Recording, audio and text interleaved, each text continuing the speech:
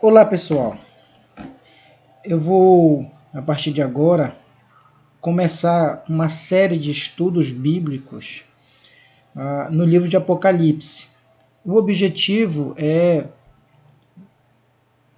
esclarecer e tornar o livro mais compreensível e tirar lições preciosas para as nossas vidas e tentar fazer uma leitura de tudo que está acontecendo no mundo hoje, para que nós consigamos interpretar tudo que está acontecendo ao nosso redor no nosso dia a dia, tá certo?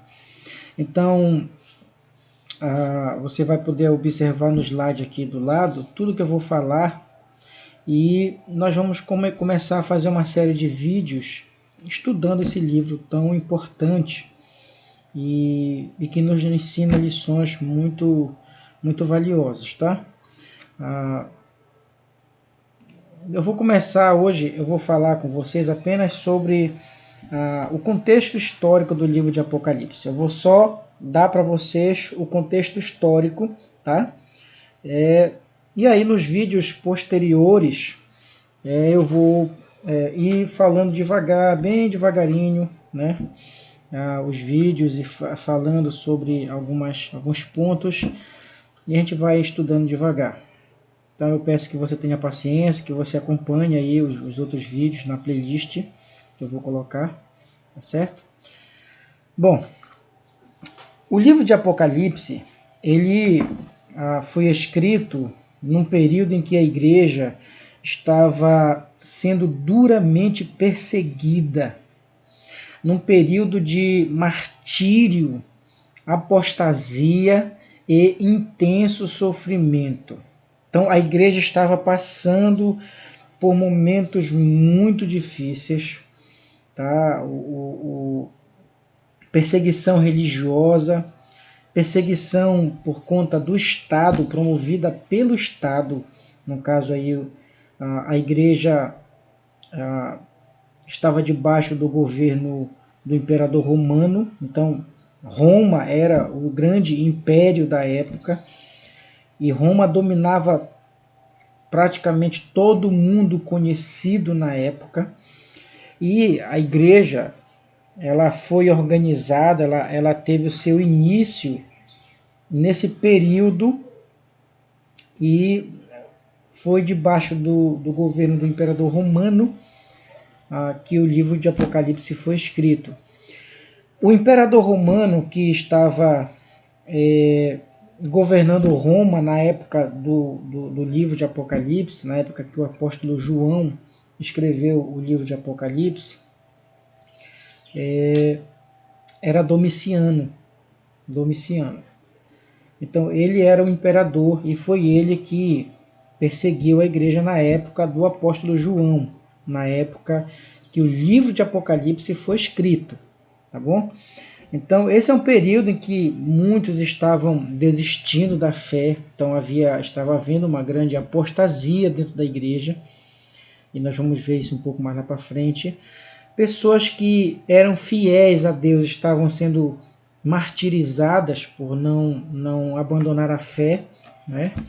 E muito sofrimento, muita perseguição, oposição ao Evangelho. Então esse é o contexto no qual o livro de Apocalipse foi escrito. Uma igreja sofrida, uma igreja enfrentando dura perseguição.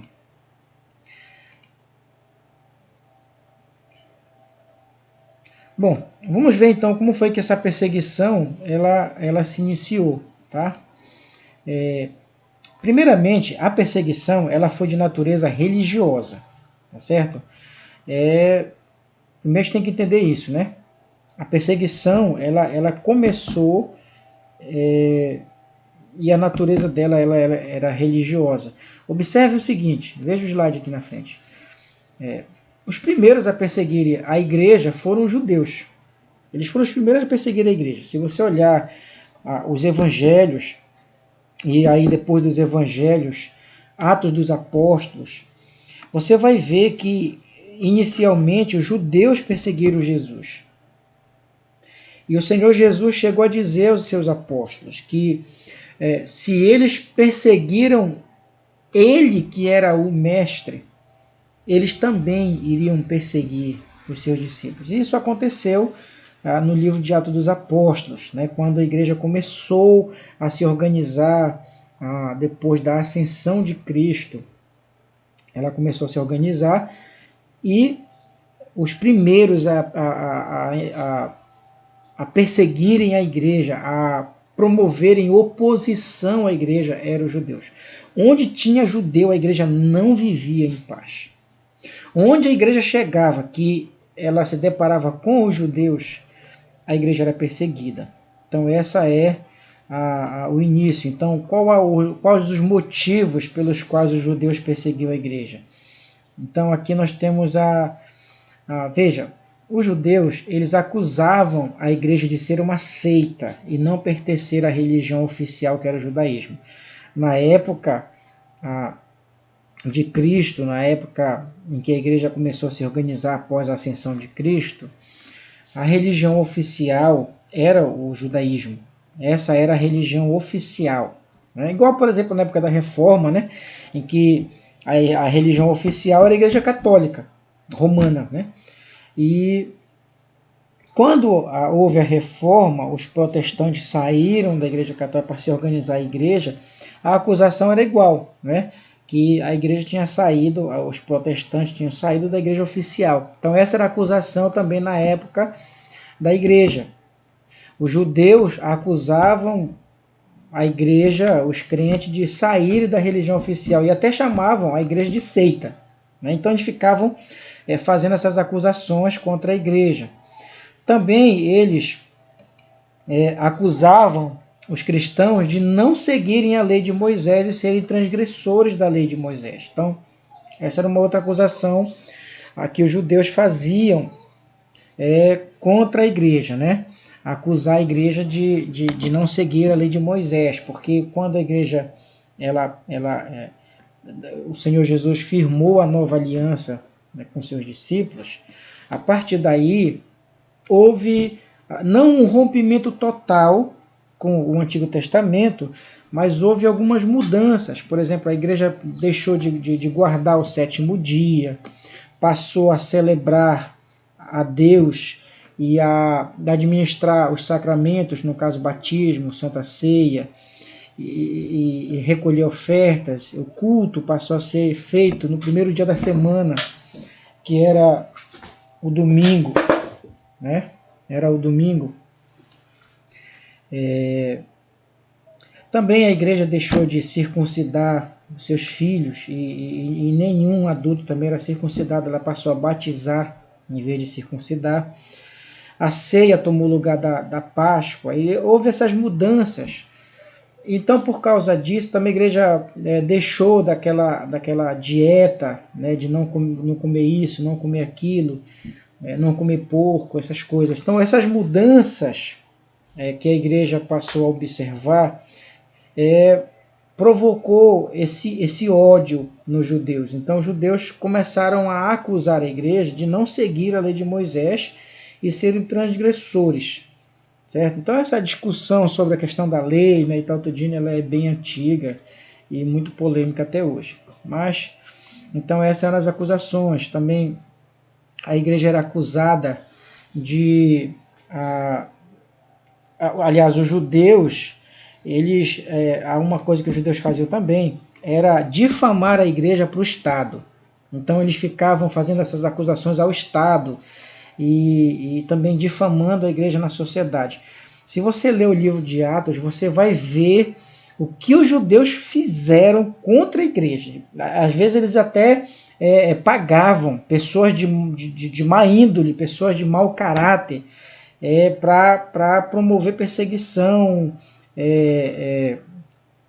coisas que iriam prejudicar a igreja. Eles ficavam difamando, eles ficavam falando mal, destruindo a reputação da igreja na sociedade para que eles ficassem mal falados. Veja, os judeus, eles no início da igreja foram implacáveis opositores da igreja. Eles foram implacáveis, eles não descansavam. Onde quer que havia judeu, a igreja não vivia em paz. os fariseus, os saduceus que continuaram no livro de Atos, né? Eles ficavam o tempo todo promovendo perseguição à igreja. Então, veja, o início da perseguição foi de natureza religiosa. Foram os judeus que perseguiram, né? E tinha esses aspectos religiosos, né? Eles são uma seita, eles não seguem a lei de Moisés. E eles ficavam promovendo essas coisas contra a igreja. Bom, mas aí não ficou só na questão religiosa, né? A partir daí, à medida que a igreja vai continuando a sua caminhada, a perseguição ela passa a ser de natureza política. Então, o Estado passou a perseguir a igreja, né? Não foi mais só a religião, mas a igreja passou a ser perseguida pelo Estado. Se você olhar hoje, é o que está acontecendo no mundo. A igreja está sendo perseguida pelo Estado. O Estado promove leis e proibições que são diretamente contra a igreja. Então, quando o Estado começa a estabelecer leis e decretos e outras coisas contra a igreja, é o Estado perseguindo a igreja. É o que aconteceu lá na época no Império Romano, né? Então aí, mas veja como começou a perseguição do Estado em relação à igreja. A perseguição em si do Estado, tá? A perseguição do Estado, do Império Romano, a igreja durou, foi desde o ano 60 depois de Cristo até o ano 320 depois de Cristo, tá? Mais de 300 anos, né? Então, foi essa duração aí, do ano 60 ao ano 320 depois de Cristo, tá certo? Bom, então vamos lá. Como foi que começou a perseguição do Estado? O primeiro imperador a perseguir a igreja foi o imperador Nero. Então, Nero foi o primeiro imperador a perseguir a igreja, tá? O que aconteceu, né? O imperador Nero, ele era meio psicopata, né? Ele era um cara meio fora de si. Então, o que ele fez? Ele querendo construir uma capital que levasse o seu nome, ele tinha que primeiro destruir a capital da época. Então, o que ele fez? A cidade principal do Império Romano, no caso, né? Ele incendiou Roma. Ele atacou fogo em Roma, né? A cidade toda. E toda a cidade ficou pegando fogo. Se eu não me engano, durou mais ou menos 9 dias esse incêndio. E ele fez isso, né? E ficou lá no seu jardim, tocando uma música, né? E isso foi um grande problema, criou depois um grande problema para ele, né? Por quê? Porque os moradores de Roma começaram a acusar ele disso, né? Começaram a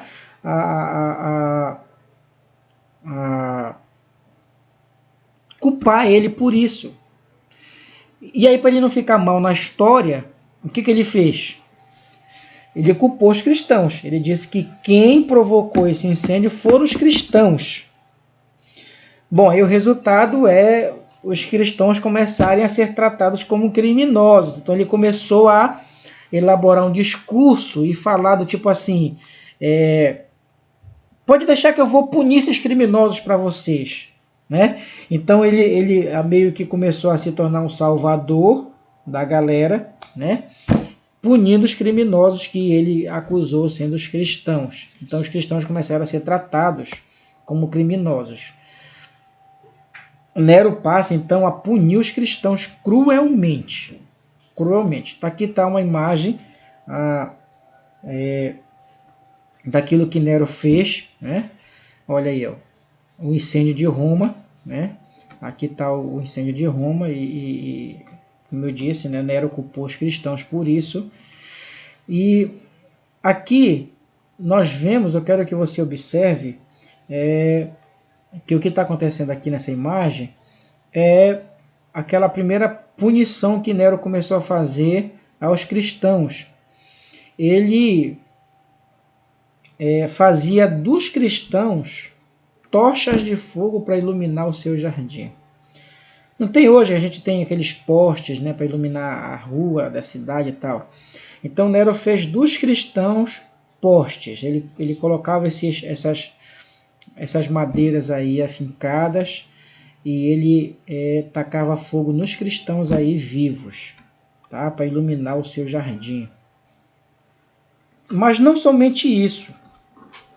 Nero também, ele vestia os cristãos com peles de animais e soltava eles, mandava eles correr e botava animais selvagens para devorar eles vivos, né? Então eram coisas, algumas das crueldades que Nero fez para punir os cristãos por um crime que eles não cometeram, que foi ele que cometeu, né? Bom, isso aqui é só o início, né? Porque a perseguição de verdade vai começar depois com o imperador Domiciano, a partir de Domiciano em diante. Domiciano foi pior do que Nero. E aí, a partir de Domiciano, os cristãos passaram a ser acusados de canibalismo, né? Eram acusações tolas que o Estado fazia contra os cristãos, né? Deles serem canibais, por exemplo. Por que canibais? Porque eles celebravam a ceia e na ceia eles diziam que eles estavam comendo o corpo de Cristo, né? O pão era o corpo de Cristo e o vinho era o sangue de Cristo, né? Então, porque eles diziam que eles bebiam o sangue de Cristo e comiam o corpo de Cristo, né? Partiam o pão e diziam, isso aqui é meu corpo, e eles se alimentavam disso. Então, por causa disso, eles passaram a ser acusados de canibalismo, né? A gente sabe que não é verdade. A gente não come o corpo literal de Cristo, né? E a gente não bebe o sangue literal dele, né? É um simbolismo, mas eles então acusavam os cristãos disso. Os cristãos eram acusados também de incesto. Por quê? Porque o irmão casava com a irmã, né? Eles não eram irmãos de sangue, né? Eles eram irmãos de fé, né? Irmãos da igreja. E como na igreja sempre foi comum o cristão casar com cristão, né? Então eles acusavam de incesto, ou seja, olha, eles casam com os irmãos deles, né? Ou seja, um casamento entre família. Então eram acusações. Eles eram acusados de ateísmo, né? E falta de patriotismo, porque eles não participavam das comemorações e das programações e festividades promovidas pelo Estado, né? Isso porque nessa época de Domiciano o imperador já era considerado como Deus, ele já era cultuado como Deus e eram feitos sacrifícios ao imperador. Então o culto ao imperador era muito comum nessa época. E todas as atividades envolviam idolatria e orgias, né, prostituições sexuais. Então, por conta do que acontecia e dos efeitos disso, os cristãos não participavam dessas atividades, dessas festividades que tinham a ver com o culto ao imperador. Então, o resultado disso é eles serem chamados de ateus, né? Ateus porque eles não criam nos deuses romanos. Eles não criam nos deuses romanos. Eles criam só em Jesus. Eles diziam que o único Senhor era Jesus, né? Jesus é o único Senhor e o único que deve ser adorado. Então, por causa disso, deles não admitirem, não reconhecerem o imperador como o Senhor, e não fizerem sacrifícios, nem participarem de cultos ao imperador, eles eram chamados de ateus, né, e de não patriotas. Antifamília, porque o que acontecia era que quando um cristão se convertia, Geralmente havia separação de famílias às vezes. Pais abandonavam filhos, né? Quando os filhos se convertiam ao cristianismo, os pais, né, expulsavam de casa. Algumas vezes, alguns maridos ou esposas abandonavam seus cônjuges quando um deles se convertia, o outro abandonava, né? Então havia às vezes algumas coisas que acabava nem sempre dava para preservar aquela família do jeito que era, por conta do ódio daqueles que não aceitavam o cristianismo. Então, por causa disso, eles eram acusados de antifamílias. E aí, então, acusado de todas essas coisas, o Estado, o Império Romano, começou a construir os coliseus. O coliseu era isso que você está vendo aí na imagem, tá? Aqui do lado. Isso era um coliseu. O coliseu, então, era uma arena grande, como você está vendo aí. E o objetivo era reunir todas as pessoas da sociedade romana, do Império Romano. Era como se fosse o esporte hoje, o cinema, alguma coisa assim, né? Só que a diversão da época era colocar os cristãos ali para serem devorados por leões, tigres e outros animais selvagens, né? Essa era a diversão. Então eles vinham para um espetáculo, por exemplo. Hoje vai ter um espetáculo lá no Coliseu Romano. E o espetáculo era os cristãos serem devorados. No caso, os cristãos, eles eram vistos como criminosos, tá? Criminosos que eram ateus, que eram praticavam incesto, né? Que não eram patriotas, eram antifamílias. Então, aí, nesse ponto aqui, essas acusações, toda a sociedade concordava, né, que os cristãos eram isso. Os cristãos não eram isso, né? Eles eram acusados falsamente disso, como Nero acusou a igreja de ter incendiado Roma, né? E eles não fizeram isso. Também, na época do Domiciano, eles eram acusados dessas coisas sem ser. Então eles eram devorados vivos aí, ao vivo, em público, e esse era o grande espetáculo, né, que toda a sociedade romana vinha presenciar. A perseguição de Domiciano em diante tinha um propósito, né, primeiro, apostasia.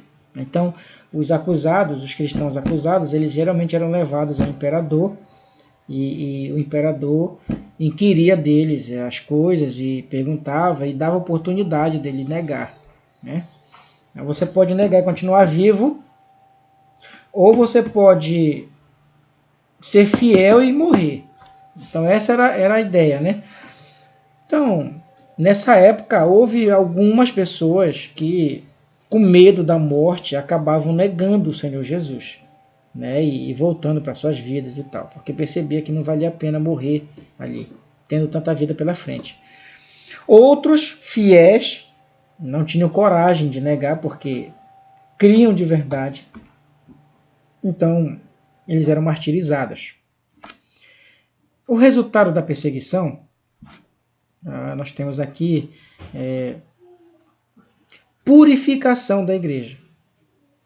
Porque nessa época, diferente da nossa época hoje, né, só se tornava cristão crentes de verdade. Era muito difícil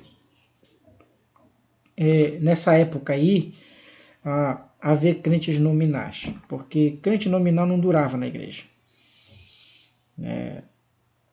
Não durava na igreja porque sabia que uma hora dessa ele ia ser chamado lá diante do imperador. E de lá ele só saía vivo se ele negasse. Se ele não negasse, ele ia morrer ali mesmo, ele não voltava mais para casa. Até uma frase de Tertuliano, né? Tertuliano, ele foi um dos pais da igreja, né? E ele tem uma frase muito interessante. Ele diz assim, ele dizia que o sangue dos mártires é a semente da igreja. Ou seja, ele dizia que quanto mais o Império Romano matava crente, mais crente aparecia. E que seria impossível o Império Romano, mesmo que ele tentasse de todo jeito acabar com a igreja, ele não ia conseguir. Porque quanto mais ele matasse, mais crentes iam surgir. Então, tá aí, nós temos aí o propósito, né, da perseguição, que era apostasia e martírio. Então, ou apostatava ou era martirizado. E o resultado, né? O resultado é a purificação da igreja. Sempre, perseguição, meus queridos, nunca fez mal para a igreja verdadeira. Nunca, nunca, nunca, nunca. A igreja nunca sofreu, aliás, nunca foi prejudicada em tempo de perseguição. Na verdade, a perseguição, ela sempre fez mal para crentes nominais, crentes que nunca nasceram de novo, que não têm compromisso com Deus de verdade, crentes que estão na igreja por motivos outros que não é Cristo. Tá? Só para eles que a perseguição faz mal. Mas para a igreja verdadeira só fortalece. Os crentes de verdade, eles se fortalecem no meio da perseguição. É claro que a gente não vai ficar pedindo, orando perseguição, para Deus mandar perseguição. Mas nunca fez mal para a igreja verdadeira. E Satanás, se utilizando da religião ou do Estado, ele pode fazer o que ele fizer para tentar destruir a igreja. Ele não vai conseguir porque Jesus disse que a igreja é indestrutível. Não é possível destruir a igreja. E a frase aqui do Tertuliano, que é um desses pais da igreja, né? É uma frase que demonstra isso. O sangue dos mártires é a semente da igreja, né? Então a gente vai parar por aqui hoje. Né? Isso aqui é só o contexto histórico do livro de Apocalipse, né? Para que vocês tenham uma compreensão. O objetivo é ser uma coisa prática, uma coisa bem mais, não tanto teológica, mas mais prático, assim, mais explicativo. Então, para você ter uma noção do contexto no qual o livro de Apocalipse foi escrito, ele foi escrito nesse período aí de grande perseguição, de sofrimento, tribulação, enfrentando grande dificuldade, vendo pessoas apostatarem da fé, vendo pessoas morrerem pela sua fé, a igreja sendo acusada de coisas que não fez, a igreja sendo punida e sendo tratada como criminosa, crente sendo tratado como criminoso, sendo preso, sem ter cometido um crime de verdade, né? Então esse é o período que a igreja estava enfrentando quando o Apocalipse foi escrito. E o Apocalipse foi escrito para trazer ânimo para a igreja, para fortalecer, para animar, para encorajar aqueles irmãos que estavam enfrentando dura perseguição. Então a gente vai parar aqui e vai continuar nos outros vídeos. Peço que você continue assistindo aí e a gente vai aprender muita coisa nesse livro, se Deus quiser.